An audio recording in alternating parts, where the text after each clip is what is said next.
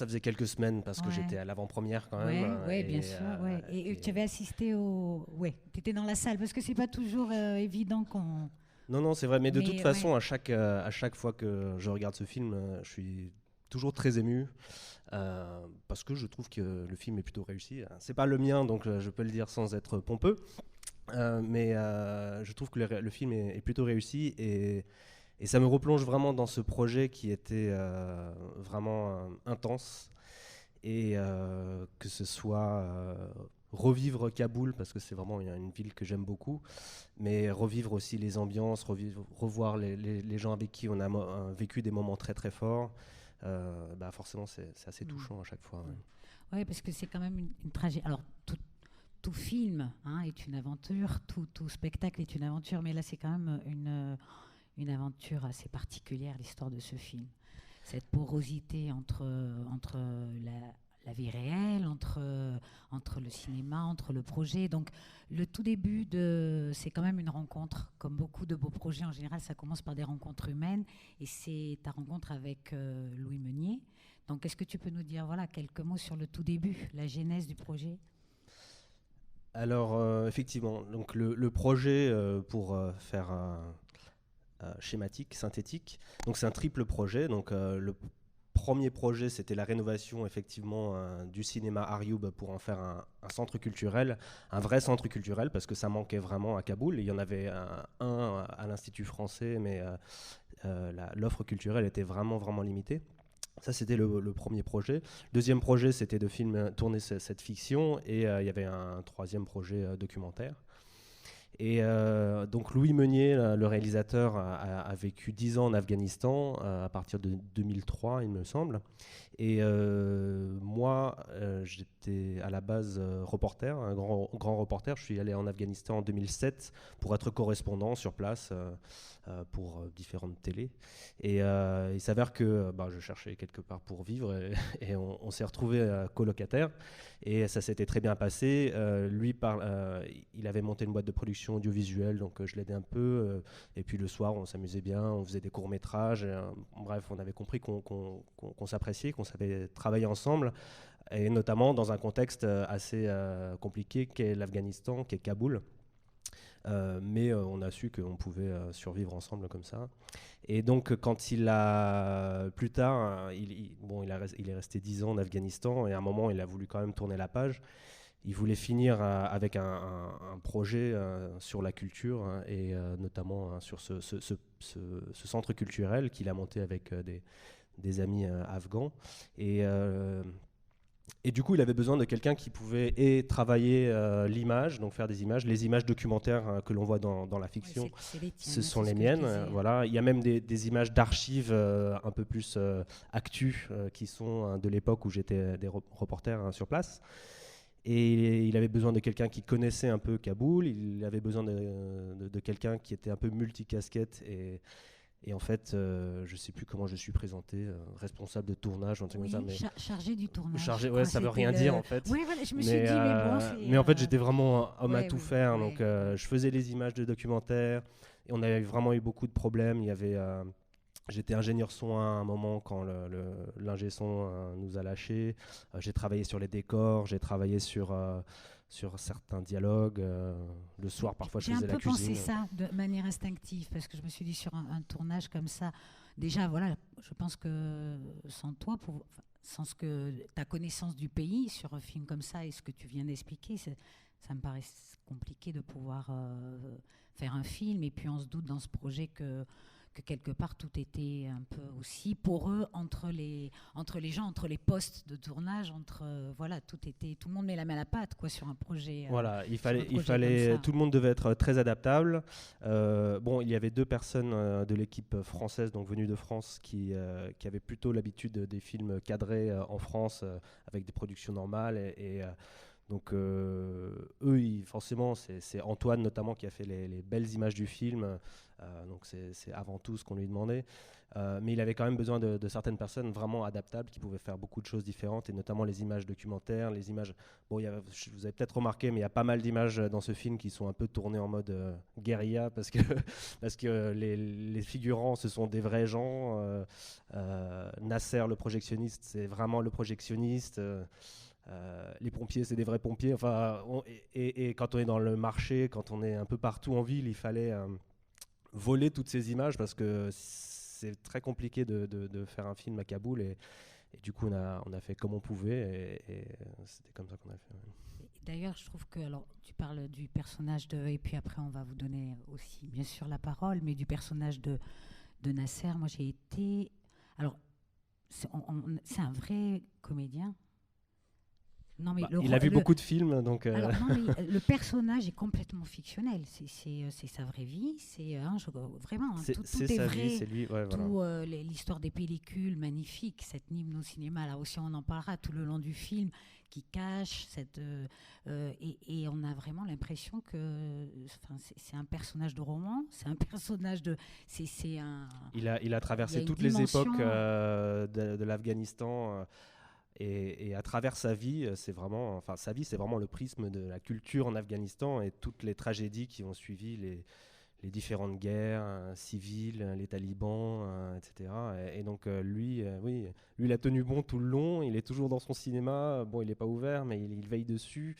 Et lui, c'est surtout la mémoire de comment c'était avant, dans les années 70. Et c'est vraiment précieux. Ouais.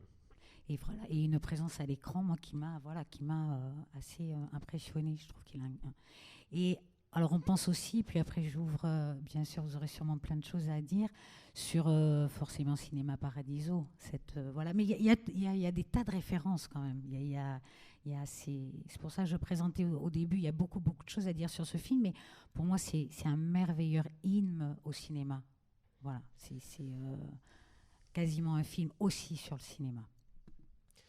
C'est un film sur le cinéma à plusieurs niveaux. Hein, oui, effectivement, il y a plusieurs mises en abîme. Après, la fin du film, c'est très de la fiction, j'entends. C'est plein d'espoir. Enfin, ce centre culturel y est ouvert. Mais après, il y a la phrase qui nous ramène sur Terre. Et non, c'est pas un happy end du tout.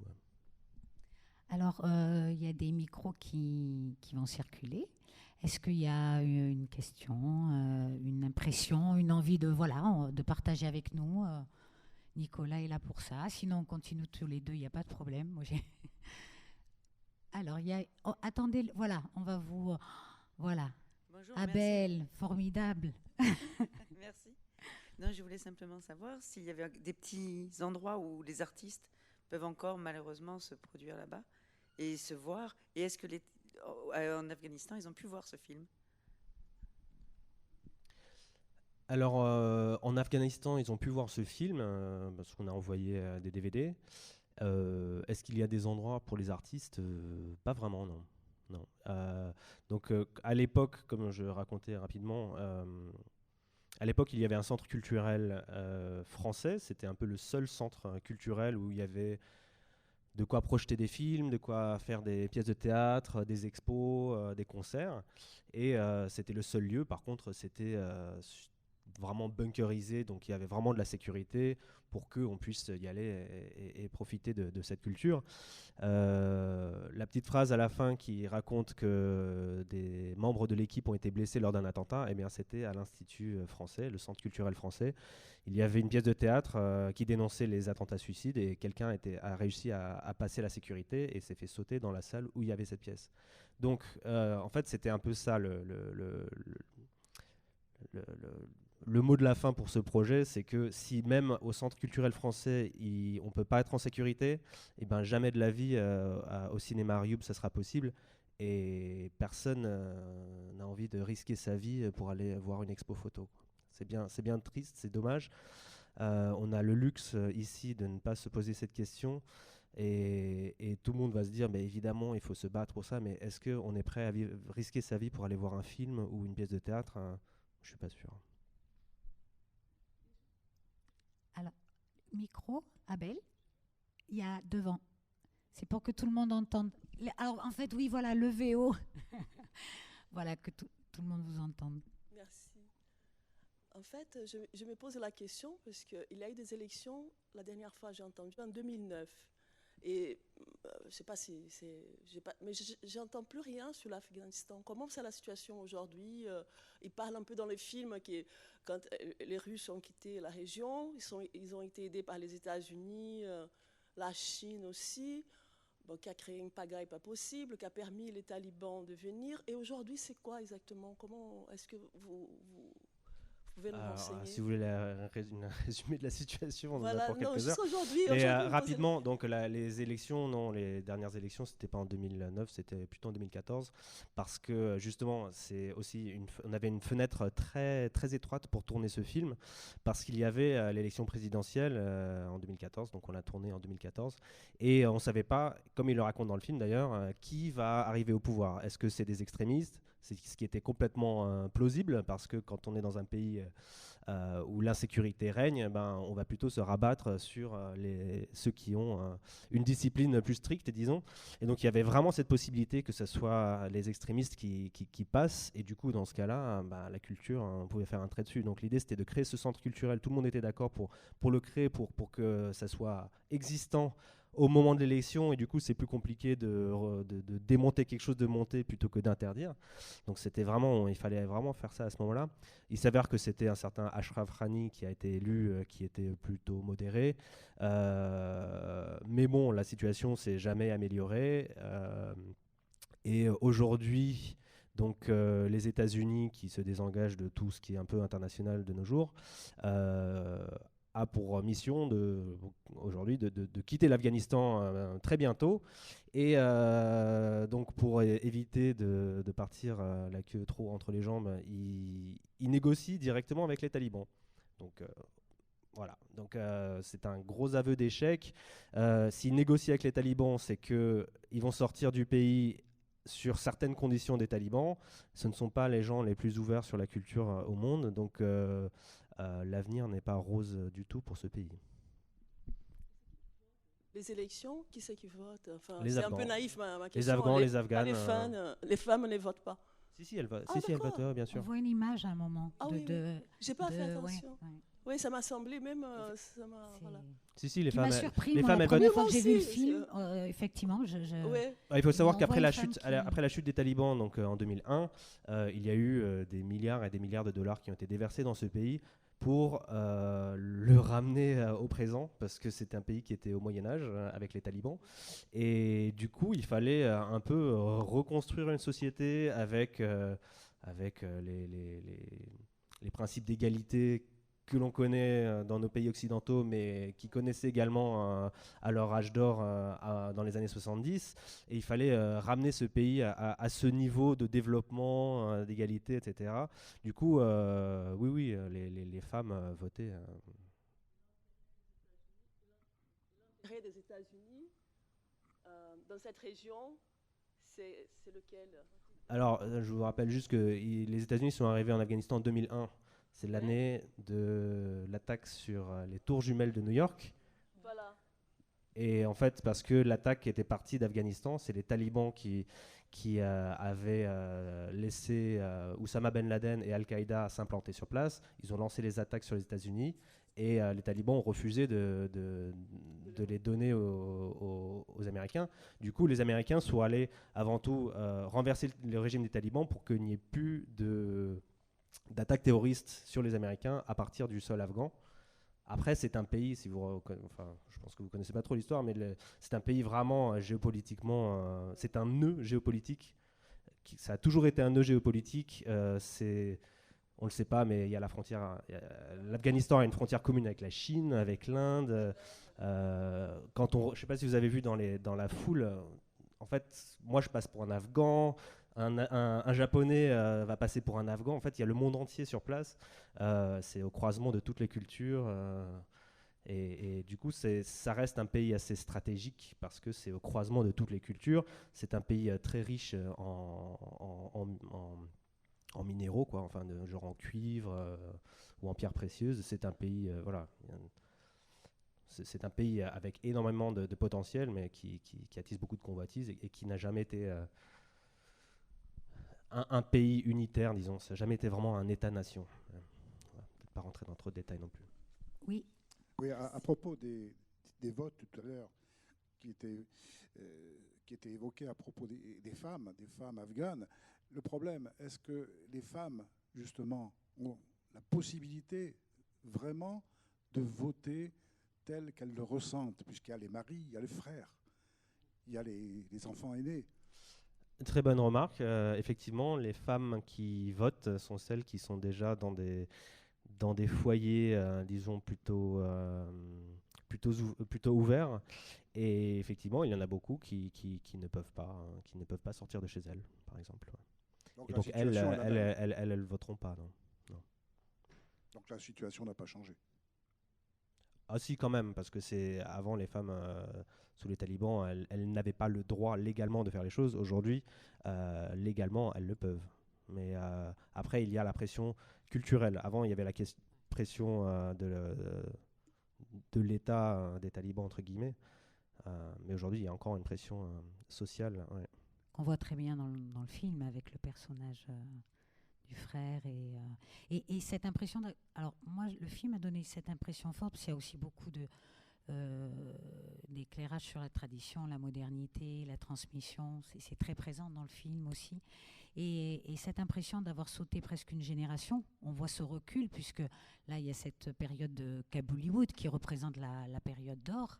Hein, représentée par cette voiture aussi, hein, il y a plein aussi voilà, c'est un film et plein de jolies choses au niveau de la mise en scène et on a l'impression comme ça qu'il y a eu et qu'il y a un recul finalement. Le père semble beaucoup plus tolérant que le frère. Et il le dit d'ailleurs, qu'est-ce que tu es devenu ? Tout à fait, parce que les personnes âgées comme le père de Chab, eh bien, ce sont des gens, ou même Nasser, le projectionniste, ce sont des gens qui ont vécu à l'époque où la société était beaucoup plus apaisée, où des femmes et des hommes se mélangeaient au cinéma sans que ça pose problème. On voyait des femmes en jupe dans la rue, elles allaient à l'école, à l'université. Ils ont connu cette époque. Aujourd'hui, effectivement, on pense que le poids de la culture est vraiment pesant sur les femmes, c'est le cas, mais c'est pas quelque chose d'ancré sur plusieurs générations, c'est relativement récent. À Kaboul, je dis, hein. Après, dans les campagnes, etc., c'est une autre dynamique, mais effectivement, les générations plus jeunes sont celles qui ont vécu toute leur vie sous les talibans avec un endoctrinement bien rodé, quoi. Donc, effectivement. Oui, tout d'abord, je vous remercie. Ce que vous faites. Excusez-moi, je vois pas juste. Ouais, merci. Donc, tout d'abord, je vous remercie ce que vous avez fait pour l'Afghanistan. Donc, je vous remercie aussi les gens qui sont venus pour voir ces films. Donc, je suis un des réfugiés afghans aussi qui passait le chemin, les difficultés pour venir ici. Donc, et j'ai vu un film aussi dans ce cinéma, donc dans ce cinéma à Riop. C'est que notre ami tout à l'heure, le monsieur, il a dit, en Afghanistan, malheureusement, depuis 20 ans, les Américains, quand ils sont là, et il n'y a pas beaucoup de choses qui changeaient. Donc, malheureusement, il y a toujours des attentats, il y a toujours des guerres, par rapport à femmes, de culture, il n'y a rien qui a avancé depuis 20 ans. Donc, mon question, c'est que qu'est-ce qu'ils en ont fait depuis 20 ans en Afghanistan ? Depuis 20 ans qu'ils sont là, il n'y a pas que les Américains, il y a tous les pays. Mais bon, ils n'ont pas fait grand-chose pour la culture, ils n'ont pas fait des choses pour les droits des femmes. Donc, malheureusement, en Afghanistan, à Kaboul, les gens ils peuvent voter. À Mazar, les femmes ils peuvent voter. À Jalalabad, peut-être aussi. Mais dans des endroits, par exemple, dans les Nimroz, il y a des grandes villes qui a beaucoup de peuples. Et les femmes, ils peuvent même pas sortir de chez eux. Ils peuvent pas aller à l'école. Donc, malheureusement, c'est vrai que depuis 20 ans, ils n'ont rien à changer. Merci pour avoir partagé ça avec nous. Je vous remercie.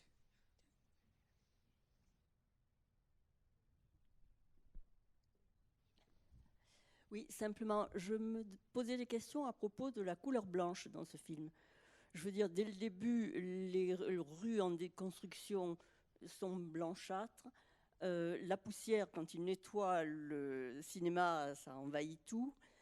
Il y a un moment, un rideau, où quand elle rentre chez elle, Chab, un rideau qui est d'un blanc lumineux, la neige évidemment, jusqu'à la fin où les danseurs sont en blanc, lui-même a un pantalon blanc. Bon, cette couleur qui n'en est pas une, est-ce que c'est une espèce d'indétermination sur le futur pour l'Afghanistan, ou est-ce que c'est pas du tout symbolique et j'invente n'importe quoi?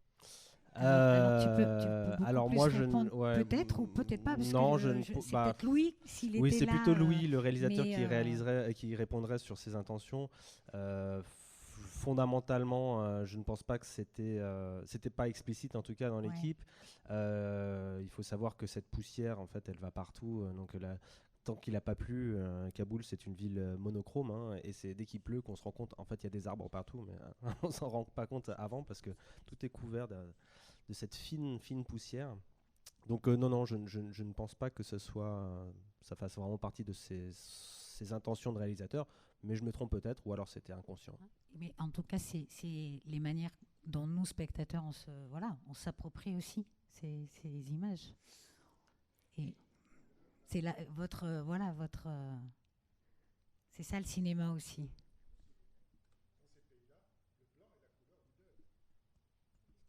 Alors, je sais pas, je peux pas.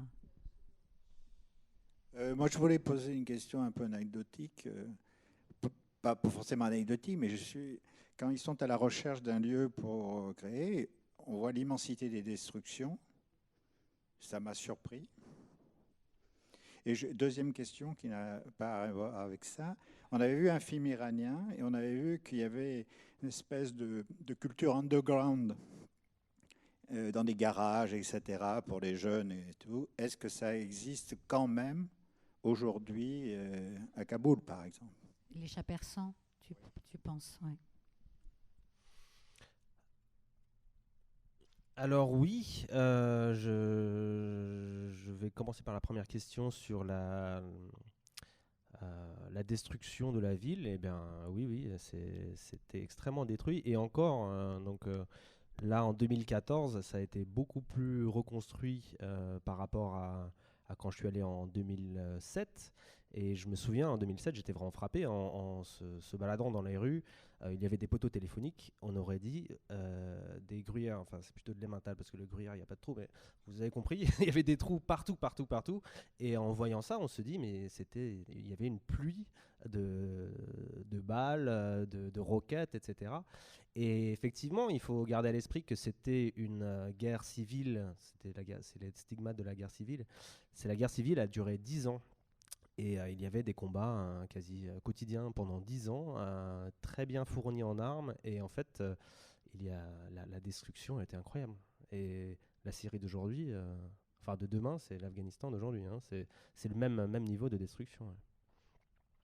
Et alors la deuxième question sur la scène underground, alors oui, il y a toujours, enfin les plus jeunes, notamment l'équipe, les membres de l'équipe du film, ce sont des jeunes qui ont accès à Internet, qui sont ouverts sur le monde, qui ont envie de faire des choses, de créer des choses, ils sont très créatifs. Donc effectivement, il y a une scène underground, il y a le guitariste Kais qui faisait partie d'un groupe de métal, mais il y avait on la voit, elle était dans l'équipe c'est la fille qui s'appelle Koubra. Elle s'occupait du script et elle était la réceptionniste à l'hôpital. Elle était artiste qui faisait un peu des installations. Alors Kais aujourd'hui, il est à Los Angeles et Koubra, elle est à Paris, quoi. Et dès que et puis Mouchkine aussi. Oui, voilà. Et puis trois des comédiens, donc Farid, le frère de Chab, Omid, donc Sikandar, et Reza, donc Mustapha dans le film. Eux, ils sont en France, ils sont dans une troupe de théâtre française. Il faut l'admettre, enfin, faut le voir. C'est pour beaucoup d'Afghans, et je pense que j'ai une confirmation dans la salle au moins, pour beaucoup d'Afghans, si c'est possible de quitter ce pays pour refaire sa vie ailleurs, eh bien, il y en a beaucoup qui optent pour cette option-là, ceux qui peuvent quitter le pays. Je fais un petit bémol pour Roya, donc la fille, Chab, dans le film. Elle, on voulait l'inviter pour la première, pour qu'elle vienne en France, présenter le film, le soutenir. Et elle nous avait clairement dit qu'elle elle préférait rester en Afghanistan, à Kaboul, qu'elle se sentait plus utile pour sa famille et pour son pays. Et moi, je lui tire mon chapeau. Je ne sais pas comment elle fait, mais elle préfère rester en Afghanistan. Et elle pense qu'elle est très utile. Et heureusement qu'il reste des gens comme ça là-bas. Et juste pour dire, c'est au théâtre Ariane Mouchkine, hein, la magnifique troupe. Le théâtre du Soleil, voilà, c'est hein, ça. À Vincennes. Donc voilà, je le dis parce que si on a envie d'aller les voir, Tout à fait. voilà, moi je me Donc dis c'est à j'aimerais Paris, bien le les théâtre voir du sur Soleil. scène. Ouais. Voilà, parce que. Est-ce qu'il y a d'autres oui.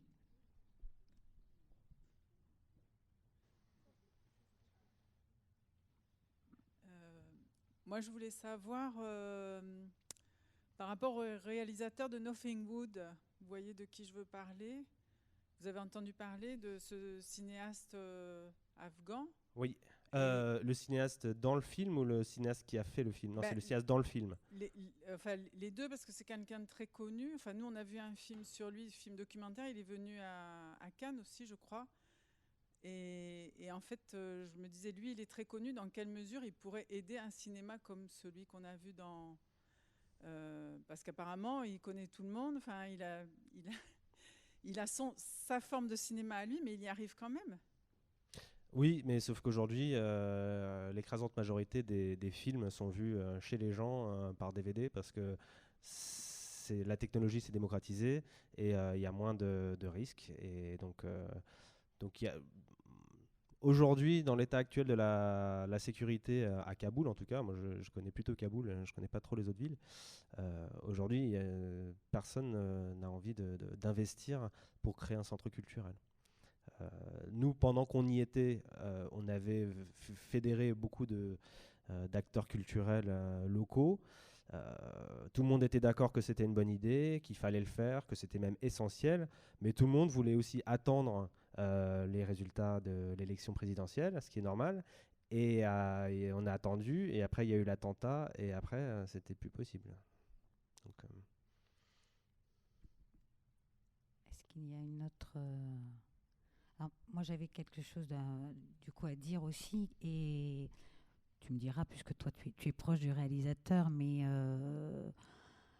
je trouve que vous avez témoigné aussi, vous êtes afghan, c'est aussi ce film quand même un très très beau rappel sur l'importance quand même de la culture et le lien qu'elle a avec la liberté quand même, et avec, voilà, je trouve qu'on est ici malgré tout dans des pays où on est gâté, hein, où, alors voilà, oui. et qu'il y a même, en même temps cette constante, et ce film nous le rappelle, cette constante besoin et envie de dire attention partout. Voilà. Alors, je trouve que quand on est dans le confort de notre vie actuelle, on a l'impression que la culture, c'est quelque chose de... C'est le petit bonus, c'est la cerise sur le gâteau de la vie, quoi. Ça rend les choses agréables, mais c'est pas quelque chose de fondamentalement essentiel. Et en fait, quand on regarde le monde à travers les yeux des extrémistes, on voit le problème en Afghanistan avec les talibans, il y a les attaques à Paris, au Bataclan, la première a été faite au cinéma à Saint-Michel à Paris. C'est là où il y a eu un attentat d'extrémistes chrétiens. Donc, clairement, les gens qui ont une vision un peu obscurantiste de la société vont s'attaquer à la culture. C'est vraiment une cible prioritaire. Et peut-être au journalisme aussi. Et au journalisme, tu es journaliste, oui, voilà. ouais. Non, mais je crois que les pays où on muselle les journalistes et l'art, c'est quand même...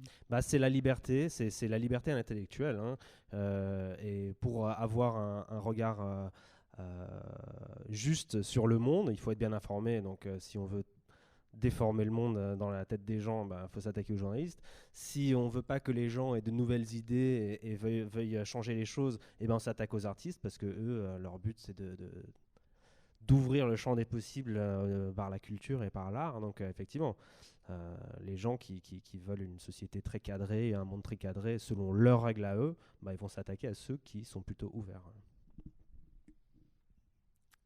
Est-ce que il Je y vais a bien une envie- rajouter oui, deux, oui, trois vas-y. choses. C'est que dans ce film, donc il y a beaucoup de mise en abîme, hein, donc on a vraiment rénové le cinéma, on a vraiment tourné un film, etc. Il faut savoir que pas mal d'autres problématiques qui sont soulevées par ce film on les a vécues pendant Oui, le projet. j'allais- Donc eux, ils ont le souci de la sécurité. Bah, nous, on l'avait aussi, le souci de la sécurité, parce que on faisait toujours des tournages au cinéma, on était assez identifiés, donc il fallait qu'on fasse quand même bien attention. On pouvait pas se cacher non plus, parce qu'on allait toujours au même endroit. Donc, si quelqu'un nous voulait du mal, il pouvait nous trouver. Et ça s'est passé, il y a eu vous avez été Alors, touché par... il y a eu plusieurs choses. Donc dans le film, dans l'équipe, on avait des femmes qui jouaient, donc la comédienne, et d'autres femmes, enfin bon, elles étaient deux, après on avait 4 à un moment. Et ça, il y a certaines personnes qui ne l'acceptaient pas, et notamment la personne qui était chargée de notre sécurité au cinéma. Et un jour, il est venu voir l'assistant de Louis pour lui dire j'ai fait 3 ans de prison parce que j'ai tué une femme qui était trop libérée. Là, je vois les femmes de votre équipe. Si j'en vois une toucher un homme, je les dézingue tous les deux. Donc c'est le type qui était chargé de notre sécurité qui vient nous dire ça. Moi j'étais là quand il racontait et moi je me sentais particulièrement visé parce que une de mes missions c'était d'installer le micro sur Roya en sachant que pour installer un micro sans fil sur les femmes, un super endroit, c'est pile entre les seins, parce que là, ça frotte pas, il y a un bon endroit. Du coup, la proximité avec la comédienne et les menaces ne m'ont pas mis à l'aise. Et 2 jours plus tard, on était allé manger chez le méchant, là, chez sa famille. Et en rentrant, en fait, notre maison avait été criblée de balles. On avait 15 impacts de balles, dont plusieurs qui avaient traversé les fenêtres. Et la police nous avait dit il y a eu un vol de voiture dans la rue, tentative de vol de voiture. Bah non, on n'a jamais cru. Il n'y avait même pas d'impact sur le mur, et ils avaient tiré au-dessus du mur, et ils avaient criblé notre maison de balles, quoi. Donc là, il restait 2 semaines du projet, on a serré les dents, et on a fini le tournage. Est-ce qu'il y a... Oui. Abel?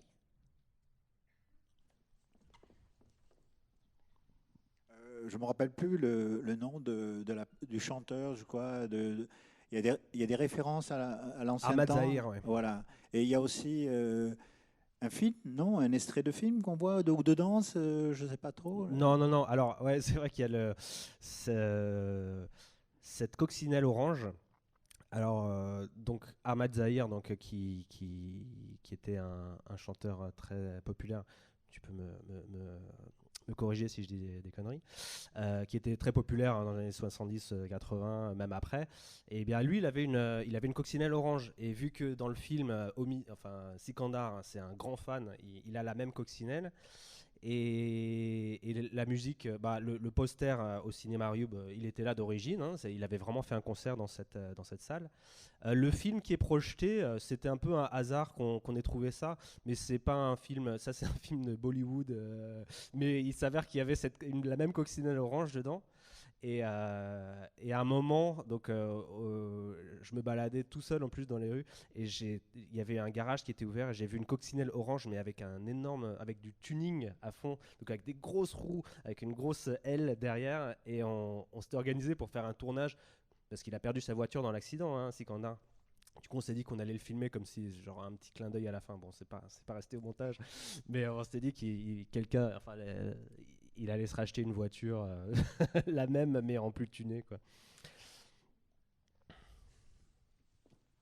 Est-ce qu'il y a... Moi, il y a un moment que je trouve dans le film magnifique. On a abordé sur les femmes, hein, beaucoup, parce que c'est aussi... On en a beaucoup dans ce festival, hein, des portraits de femmes magnifiques. Hein. pour les personnes qui ont vu hier le film colombien, le film de hier soir même.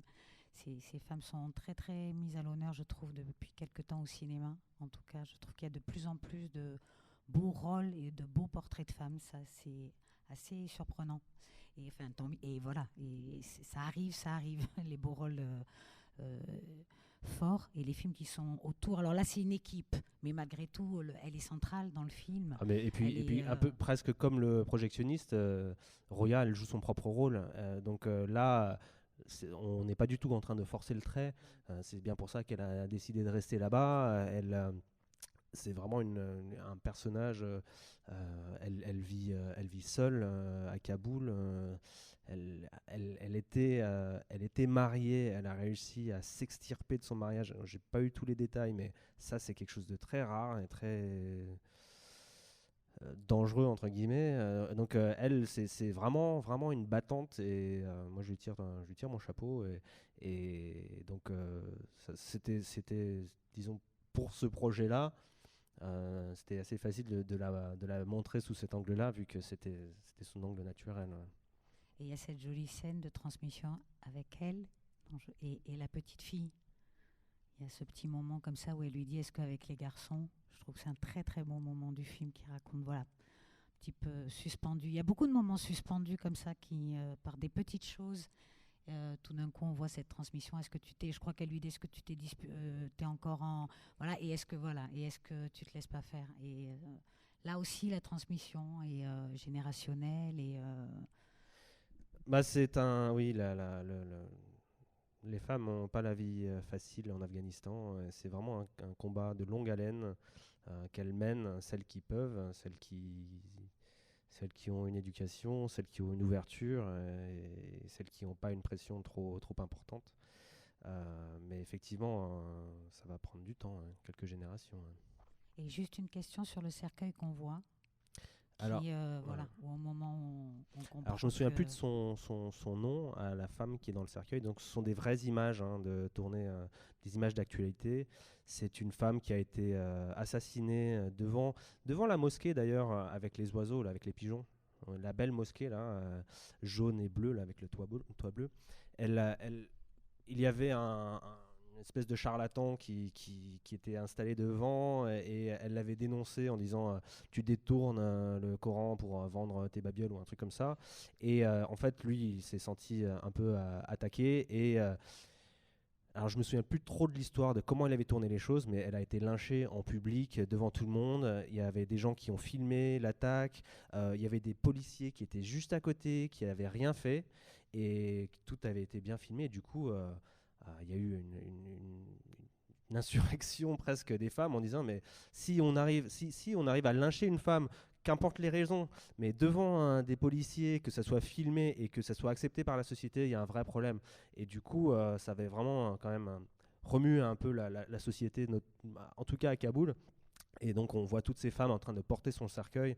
Et effectivement, l'idée c'était un peu de croiser la réalité et le film. Et tu n'es pas celle, on va pas se souvenir de toi comme celle qui a péri, mais celle qui a fait un peu, qui a résisté, etc. Et c'était un peu la même histoire que cette femme dont j'ai oublié le prénom, enfin ou le nom. C'est un peu la même chose, quoi. Elle a osé remettre en question l'autorité d'une personne masculine et ben, elle s'est faite lyncher pour ça, quoi. Donc, alors, est-ce que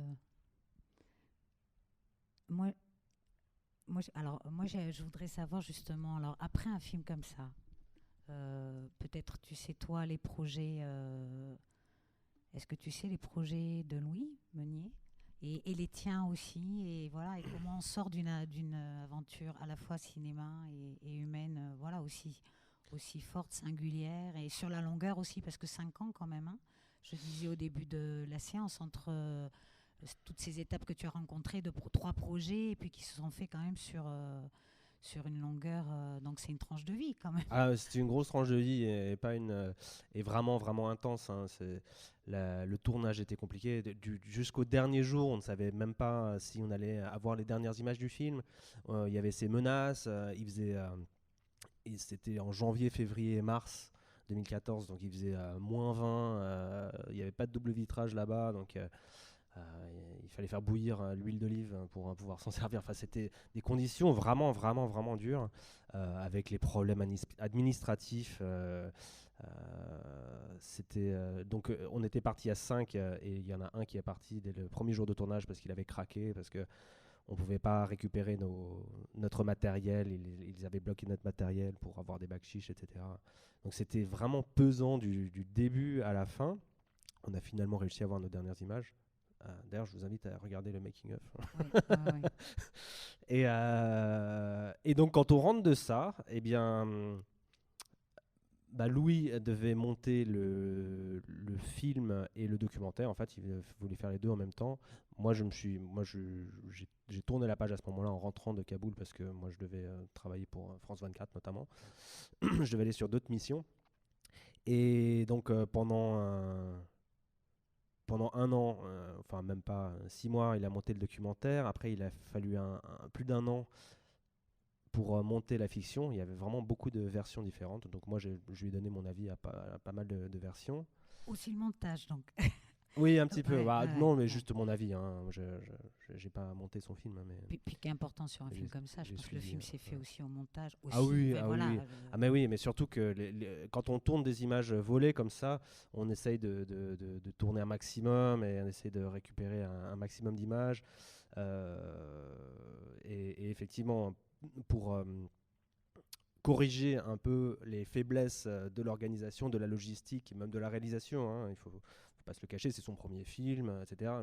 Et en travaillant avec le monteur, et on a réussi à imbriquer les images réelles avec les images du film, et ça brouille un peu les pistes et ça rend la chose un peu plus réelle. Donc on parle beaucoup de docu-fiction, là c'est plutôt une fiction docu, quoi. Oui, moi je trouve quand même que la fiction, enfin voilà, que le cinéma domine, je trouve. Donc comment est-ce qu'on tourne la page? Difficilement. Donc là, je dis pas ça pour faire mon intéressant, mais c'est vraiment émouvant à chaque fois que je le vois. Ça me replonge à cette époque. Et comment on tourne la page? En sortant le film dans les festivals ici, et enfin il sort. Donc il y a eu effectivement le montage du documentaire était long, le montage du film était particulièrement long, et après le distributeur, il y a eu plusieurs choses qui sont passées qui ont décalé la sortie d'1 an et demi. Donc c'est aussi pour ça que c'est sorti 5 ans après le tournage. Bon, je crois qu'on va se quitter. On m'a fait le petit signe du KMI. Merci. Merci à vous. J'espère que ça vous a plu. Voilà, un grand merci pour ta venue, pour la générosité de ce film, et puis voilà, tu passeras ce message aussi au réalisateur qui habite en Jordanie, aux comédiens, en fait, et à toute l'équipe. Merci beaucoup, et prochain rendez-vous, un film d'animation, il est inédit. Nous aurons le réalisateur Olivier Cossu et je crois que c'est à 17h30. Merci à vous. Merci.